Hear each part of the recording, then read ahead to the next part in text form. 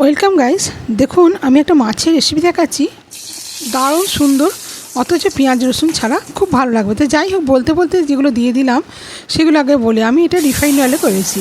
তাই এটা দেওয়া হয়ে গেল যে তেলের সঙ্গে আমি একটু কাঁচা লঙ্কা, একটু তেজপাতা, একটা গোটা গরম মশলা ফোড়ন দিয়েছিলাম।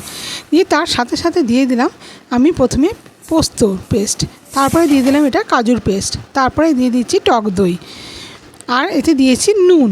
আমি এতে হলুদ বা আর অন্য কিছু মশলা সেরকম ব্যবহার কিছুই করব না। তা যেহেতু এরমভাবে তৈরি করব এটা, তা দেখুন এবার আমি মিক্সার ধোয়ার যে জলটা সেটাকেও আমি দিয়ে দিলাম।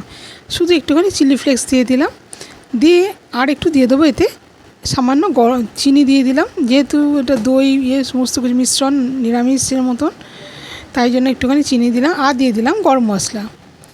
এবার এটাকে আমি ফুটতে দেবো। তো এটা ফুটে গেলে মাছগুলো আগে থাকতে আমি ভেজে রেখেছিলাম, এবার এই মাছগুলোকে দিয়ে দেবো। দুটো বাটা মাছ রেখেছি, আর 4 পিস রেখেছিলাম, ওটাও হচ্ছে রুই মাছের পিস।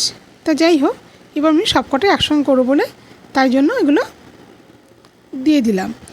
তা এবার এটাকে একটু সামান্য ফুটতে দেবো, একটু গ্রেভিটা থাকবে, কারণ গ্রেভি দিয়েই খাওয়া হয়ে যাবে। এত সুন্দর খেতে হয়, আপনারা না ট্রাই করলে বুঝতেই পারবেন না, অসাধারণ খেতে লাগে। আর এই দিয়েই ভাত খাওয়া হয়ে যাবে। এটাকে ফুটতে দেবো। হ্যাঁ, বলতে পারেন পরিমাণে পোস্তটা বেশি, সবটা বেশি। আর নামাবার আগে একটু কসুরি মেথি আমি দিয়ে দিলাম, ব্যাস, আর কিচ্ছু লাগবে না। এবার আমি এটাকে নামিয়ে গরম গরম পরিবেশন করবো। কেমন লাগলো আপনাদের? যদি রেসিপিটা ভালো লেগে থাকে তাহলে চ্যানেলটাকে সাবস্ক্রাইব করুন, পাশে থাকবেন, লাইক কমেন্ট করতে ভুলবেন না। আশা করি আপনাদের খুব ভালো লাগবে। পারলে একবার ট্রাই করে দেখুন না, দারুণ দুর্দান্ত খেতে লাগে। এই ছিল আমার আজকে রেসিপি।